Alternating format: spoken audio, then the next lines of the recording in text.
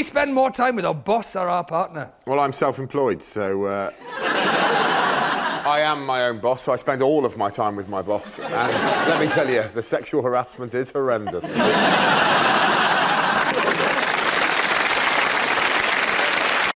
you ever lost it with technology? Yeah, cling film. I'm not sure that counts as technology, like. I think in Wales, that very much counts as technology.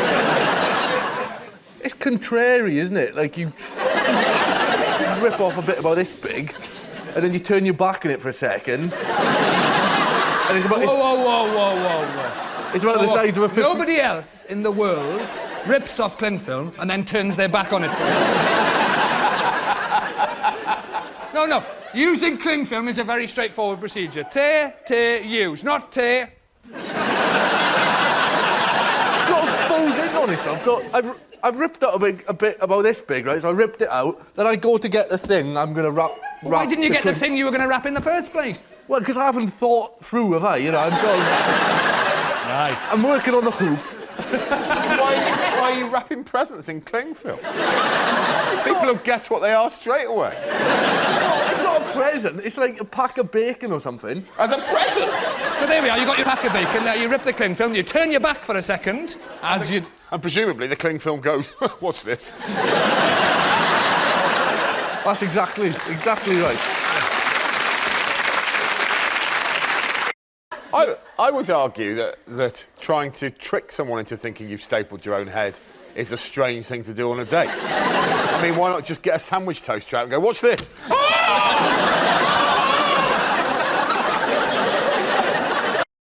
My dad said to me when I was being bullied by a kid at school, he decided to give me some tough love and he pulled me to the front room and went, you listen to me, right? I'm sick of you coming home and whinging about that boy. You punch him once. All you have to do is turn around when he bullies you next, you punch him once and he'll never bother you again. That's my pledge to you as a father. Yeah. So I did exactly what he said. I turned round and when this kid was picking on me and I punched him, he beat the shit out of me.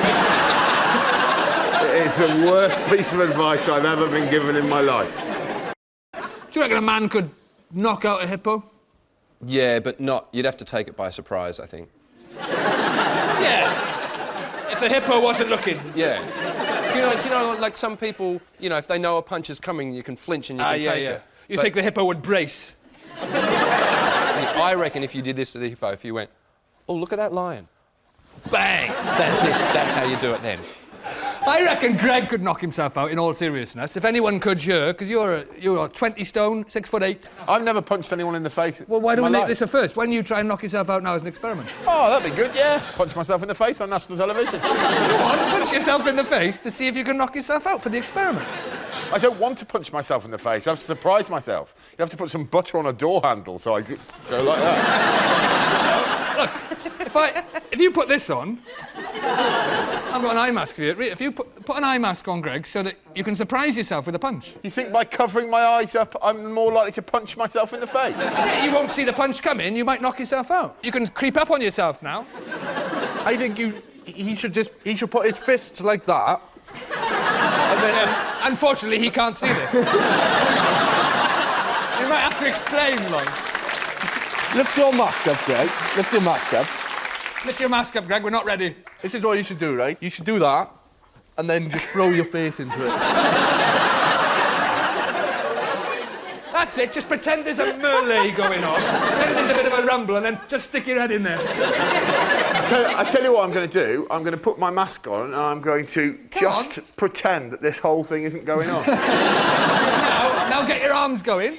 Come on, get your arms going. What? I'm not going to punch myself in the face.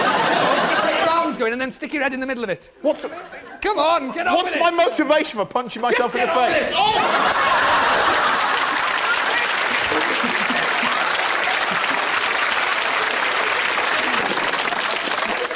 Well. Oh, he's still conscious. I would love to tell you, Rita, that wasn't erotic, but I'm afraid it was. Oh, I tell you, that stings, Rita, that does. I felt like I'm being in a scene in EastEnders. Oh, that's it, you slag. There are loads of examples of why birds are really important in terms of keeping down insects and mice and stuff. Like farmers, if you didn't have, like, without the cockerel, farmers wouldn't get up. And then... It's absolutely true. Without the farmer, obviously... Without a cockerel, a farmer would go into a lifetime coma. That's it. Cockerel hasn't gone off. I'm going to stay asleep for 60 years. Without the farmer, there is no food chain, there's no industry, you've got to look at the knock-on effects of this. You take the cockerel out, the whole of our food chain collapses. I've said this before, I know, but the trouble with this is you genuinely believe it. I think there's an element of truth in it. There's an element of truth. That a cockerel is nature's alarm clock. And without it, farmers would sleep for a lifetime, there would be no milk produced, the economy would collapse, everyone would die without a cockerel. Yeah, that's it. There's a misconception that roosters just crow when the sun comes up. Cockerels crow whenever they feel like Absolutely, they crow. They know because they've got an internal body clock.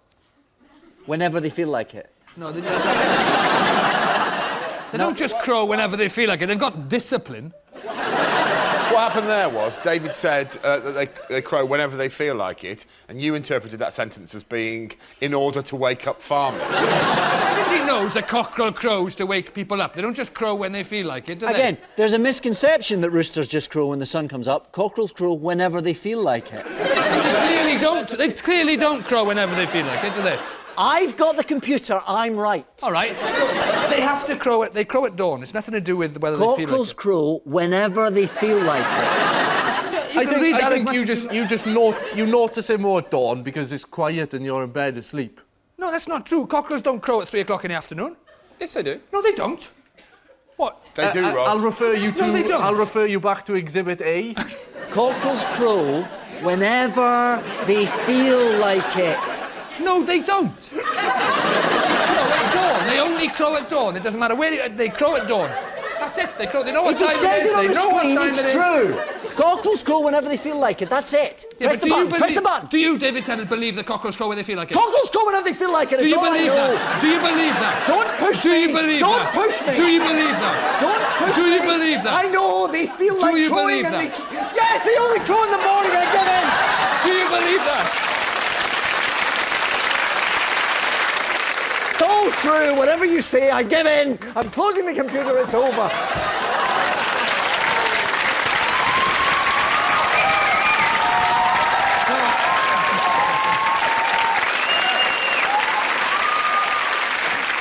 So we've had it authenticated. Thank you, David. Authenticating the fact so birds. I see. This is why all good reasons why I think birds are more important. Yeah. Yeah. And where would we be without owls?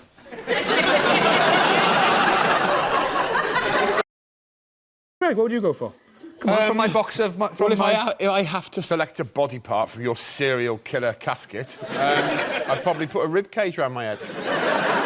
Nice. That's a very defensive stance. That's very No, negative. they're very flexible as well, because my entire head would be protected, and if Lloyd attacked me with his slimy lasso, I would pull 2 of the ribs out, I'd throw them as knives into Lloyd's head, then I'd pull an extra rib out, throw it on the floor, it would turn into a woman like in the Bible, and I'd get off with her. It'd be brilliant. Your head's always reminded me of one of those things they have... You know those big brass balls that they moor boats round? No. Your head is disproportionate. What's the average weight of a normal human head, please? Well, now you mention it, the average weight of the human head Yeah, the is average weight of a normal human head. 5 kilos. Right, let's weigh Greg's head. Which is heavier than a small... You just happen to have some scales here, do you?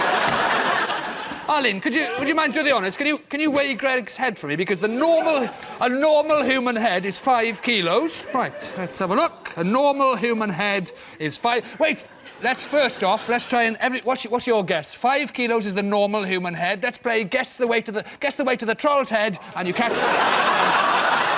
Good. Right, guess the weight. You win a prize. So, Lloyd, what's your guess, please, for Greg's troll's head? 6.5 kilograms. 6.5 kilograms for the fish. Jack Whitehall. I'm going to go for 6 kilograms. 6 kilograms, conservative estimate. Arlene. 6.2 and a half. 6.2 and a half. And Louise?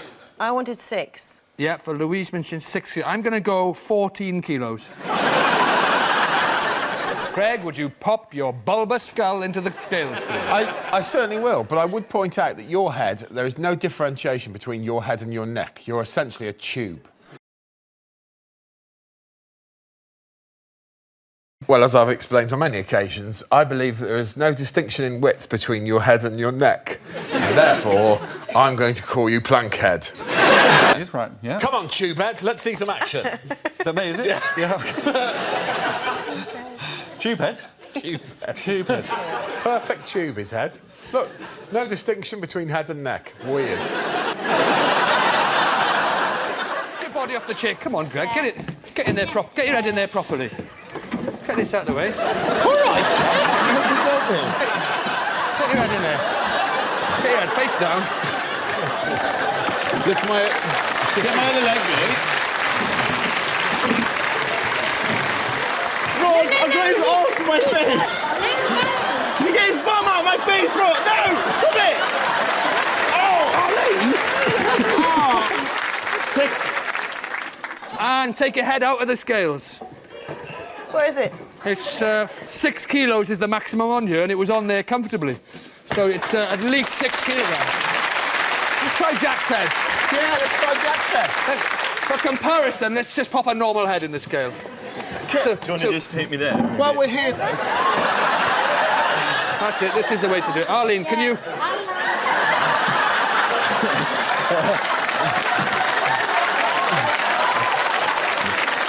Oh, it's the same weight.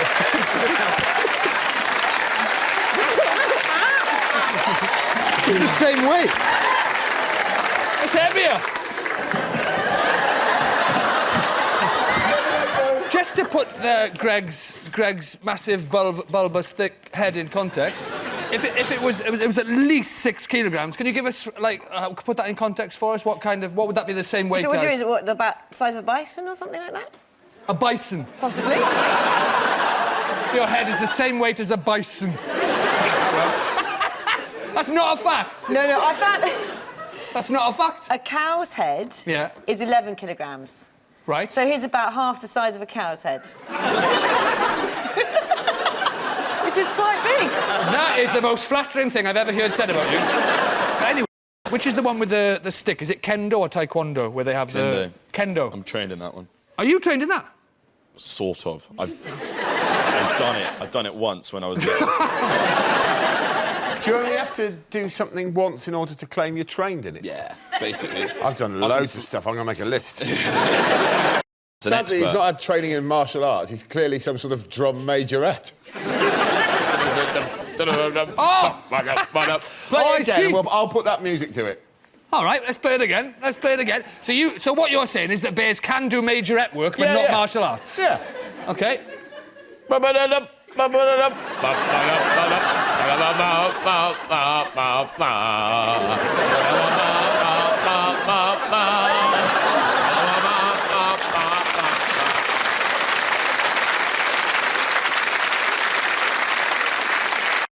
And gravity wouldn't make any difference to you, Greg. I think even without gravity, that you'd still be on the ground.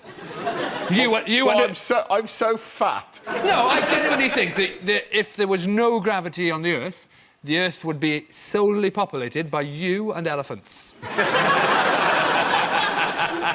What would you do, Greg? What will you do when it's just you and elephants roaming the Earth? I suppose I would dress as a giant mouse and become their ruler. Welcome to Greg and Nori. Little Rhod Gilbert woke up bright and early. I wonder what adventures I'll get up to today, he thought. I might go downtown and start arguments with people by taking a ridiculously contrary stance on issues of common sense. That's not what I do! Little did Rhod know, overnight one of his fantasies had come true. Gravity had disappeared, so when he tried to get up...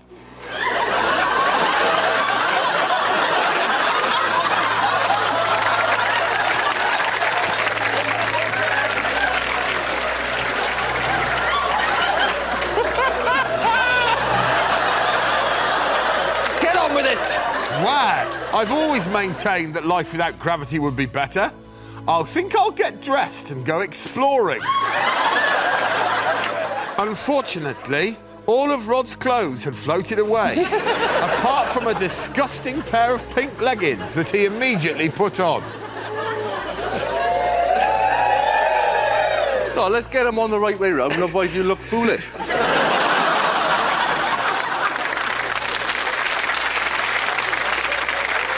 Oh, maybe you could do a bit of dancing, J-Lo style. Shut your face, Ollie. Whoa! Having no gravity is tricky, but I still maintain it's better, said a stupid Rod. Time for breakfast. Where are my cornflakes and milk? Unfortunately, the lack of gravity meant that the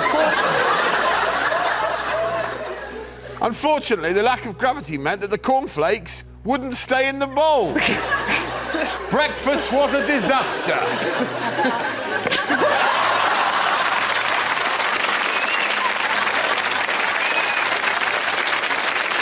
Fortunately, a big, messy blackcurrant cheesecake was floating by, and Rod enjoyed a massive bite.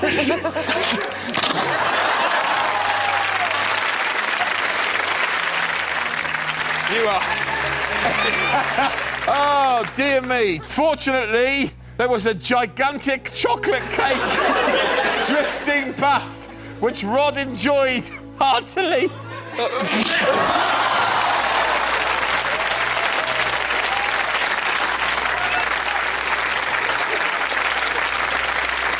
Come on! Little Rod was full and exhausted. He was. So it was time for bed. It's time for bed. Sadly, his bed and duvet had floated off, so he had to spend the rest of his life. So he had to spend the rest of his life floating in space forever.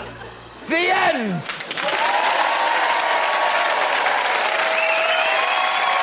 You're in serious trouble, Langford.